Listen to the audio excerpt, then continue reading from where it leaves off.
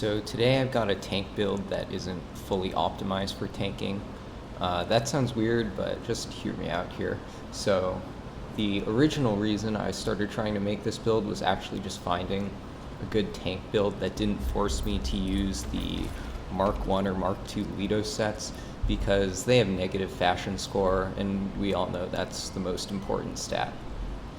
And what this turned into is a build that has pretty high EHP by brushing up against the 80% DR cap while having lots of raw HP through some items and shields, as well as built-in stagger resist with the option to use confidence booster to ignore almost any attack, all while sitting at medium weight and still allowing you to easily dodge the few attacks that are actually dangerous to you. The damage isn't the highest, but considering how tanky you are, it's more than good enough, while also having slots that you can swap out for more damage if you want to do more damage. This is really a middle-of-the-road build that will certainly perform better if you commit to either tanking or just dodging everything and doing as much damage as possible, but something that encourages you to still dodge and engage with the game while also being so forgiving that you really cannot die will be what I think ends up providing the most value and enjoyment to the most people. So you've already seen how it performs unless you skip the demonstrations, which I can fully respect, honestly. So let's talk about what's in the build and why, plus some swap options. So starting with the archetypes, we're using Invoker and Alchemist with Way of Keula and Stone Mist. Your Invoker skill can be either Way of Keula or Way of Maedra, although I think Way of Keula is just much better because it does pretty good damage and gives you haste. But the selection of Alchemist Stone Mist is very, very deliberate. This is because we're looking for stagger resist, which is actually a very rare stat across the game and can only be obtained in a few ways. So first there is the Conjurer's Circle ring, if I can find it. Yeah, the Conjurer's Circle ring, which requires using summons and cannot achieve 100% uptime because it only goes on cooldown after the circle disappears. There's also the Medic Benefactor perk, which only works when eating relics. And then there's the Confidence Booster consumable, which only lasts 20 seconds at baseline and requires using consumables in combat.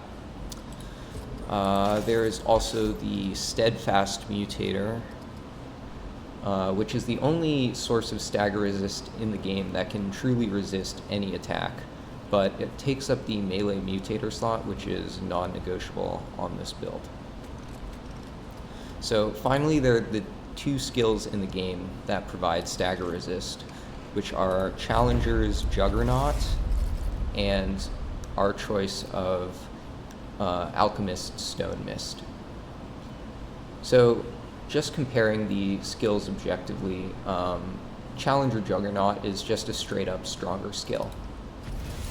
It provides movement speed, gigantic melee damage increase, more melee attack speed, reduced stamina cost on melee attacks, and 18% flat DR through the bulwark it grants, on top of the stagger resist. Juggernaut also has an exceptionally long 32.5 second duration with the gifted trait, and its cooldown is also a reasonable 48 seconds with 10 points in expertise. Comparing this to Alchemist's Stone Mist, which grants stagger resist and 25% flat DR compared to 18%, but does not provide any of the other benefits of Juggernaut. Stone Mist also has the exact same duration between the duration of the puddle and the lingering effect, but it has an even longer cooldown of 60 seconds, even with 10 points in expertise. So why in the world would we ever pick Stone Mist over Juggernaut? The first reason is how they grant their DR. Juggernaut grants bulwark stacks, and these cap out at 5 unless you use a bad item that lets you get to 6. and they also have diminishing returns for each additional bulwark stack. We're going to be sitting at 4 stacks of bulwark constantly from other items, so we would only actually get 3% flat DR from Juggernaut. Second, and just as important, is the buff uptime. So Juggernaut is a skill with an active duration, meaning it doesn't go on cooldown and cannot have its cooldown reduced outside of Devour Loop resets until it expires. On the other hand, Stone Mist does have an active duration for the 13 seconds the vial's puddle is on the ground, but once that expires, the skill goes on cooldown while still leaving you with 19.5 seconds of damage reduction and stagger resist. So when we use this with the Invoker's Communion perk, the Visionary Prime perk, as well as Sapphire Dreamstone, we're able to maintain 100% uptime on the damage reduction and stagger resist. As long as you touch the puddle before it disappears and use your cooldown refunds after the puddle is gone. If you're killing the boss within the duration of the 2 casts of Juggernaut you get by having Invoker as your prime, building around Juggernaut can give you stronger damage output, but for a tank build expecting longer fights, I think having the permanent uptime on your essential defensive buffs is much more important. With the skills out of the way, now we can talk about DR and tanking. I don't normally get into this because I don't really make tank builds because I find them kind of boring to play. So I'm going to direct you to Vash Kawai if you want a clear explanation of how tanking and EHP works in this game. And I'll link his video on the topic in the description and pinned comment. There are really 2 main things to know here, though. First is that your total DR is a combination of your armor DR and flat DR, which stack multiplicatively to each other. And you cap out at a total of 80% total DR, with some ways around this, but those aren't really relevant for this build. We're going to reach 79.6% DR by using Whispering Marble and Dried Clay Ring for 4 Bulwark stacks, or 22% flat DR, Stone Mist for 25% more flat DR, and the Mind and Body perk and Bark Skin trait for another 5 and 10% flat DR respectively. Combined with the Armor DR from really any combination of armor that puts you near 50 weight and the Fortify trait, and you're sitting at or near the DR cap. So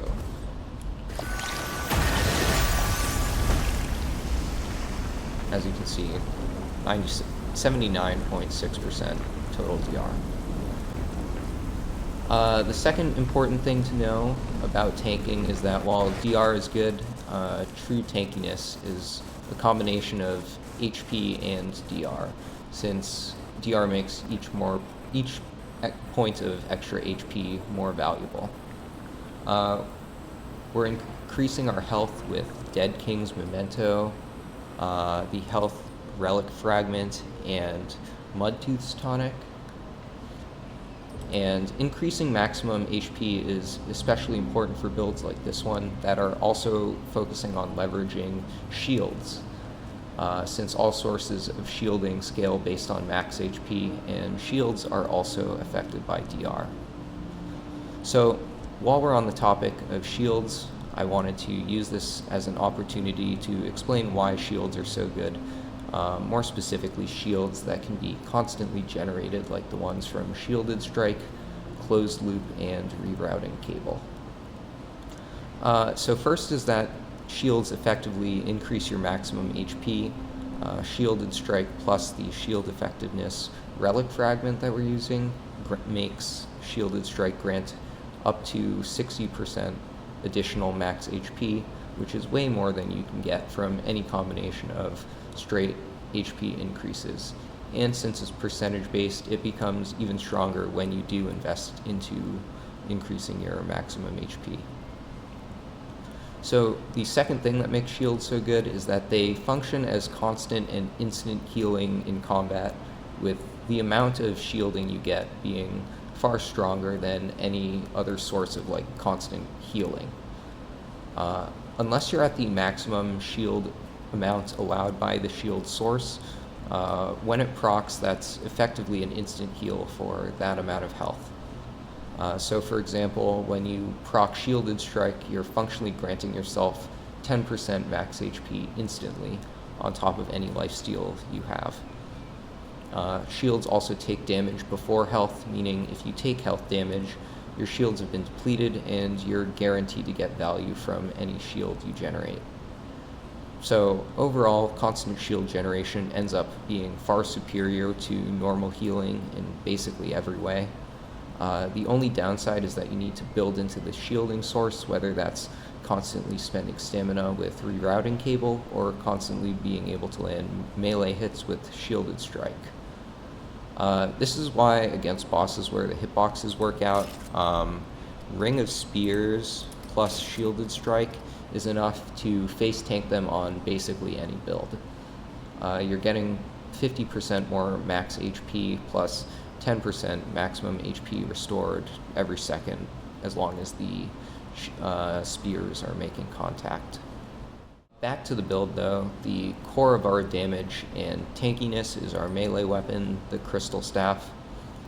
This thing deals pretty solid damage on its own, and it has great synergy with the Shielded Strike mutator to grant an insane amount of health through shields while also not consuming a ton of stamina, because you can do ranged melee attacks without using charge attacks.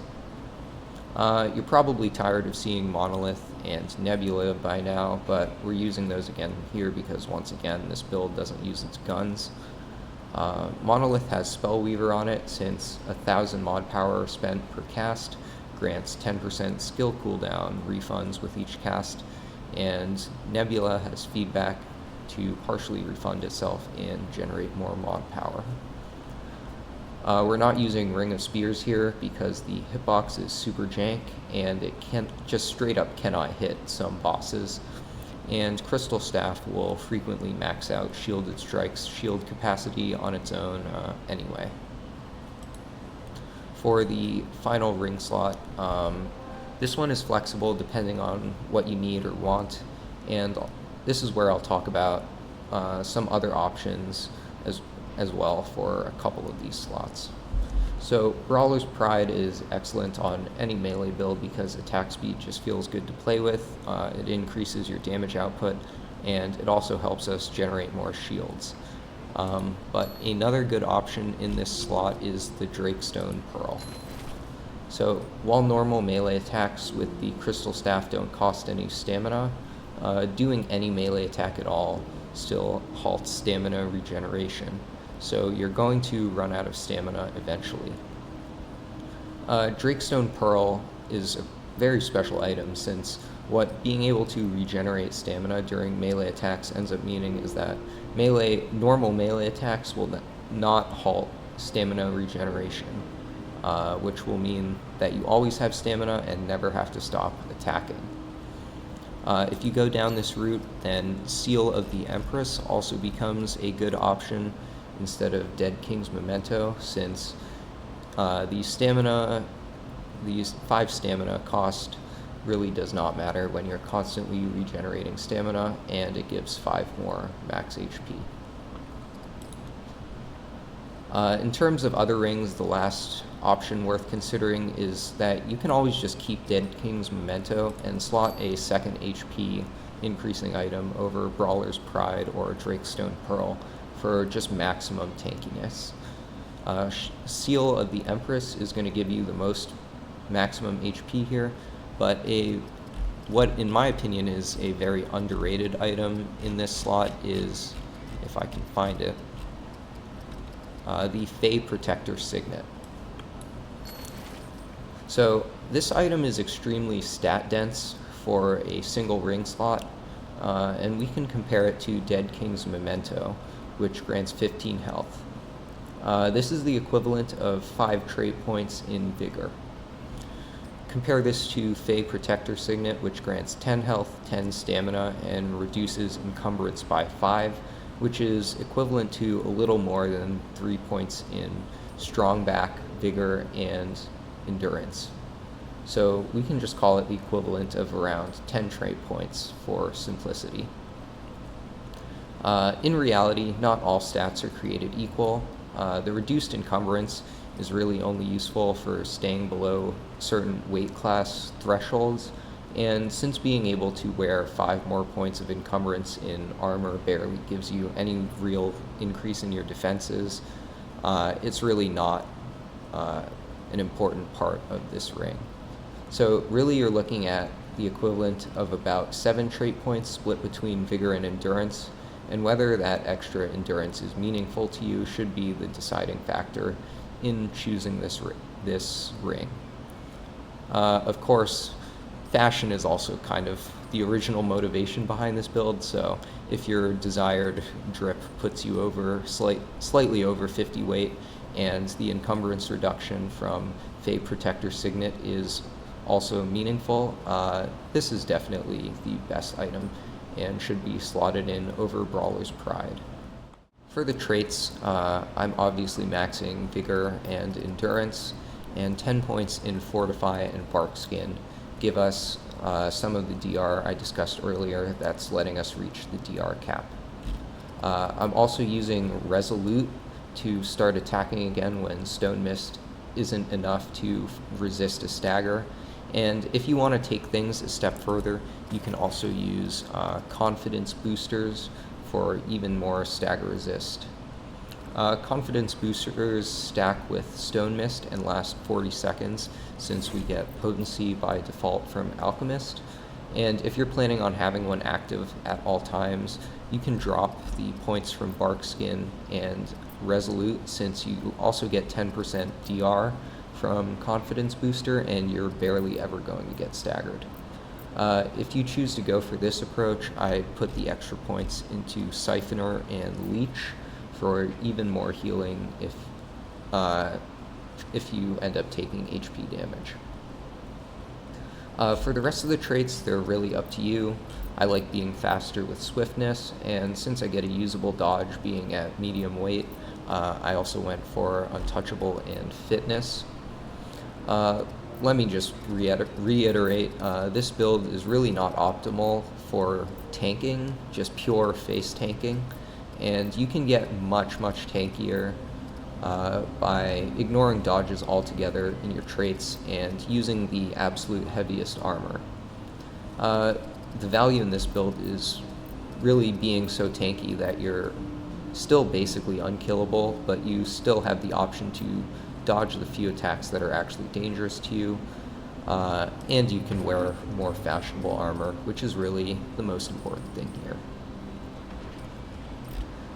Finally, for the Relic, we've got health and shield effectiveness, as mentioned earlier, and then I've also got melee attack speed, just because it increases our damage output, lets us generate more shields, and really just is necessary. Some attack speed is necessary to make Crystal Staff feel good.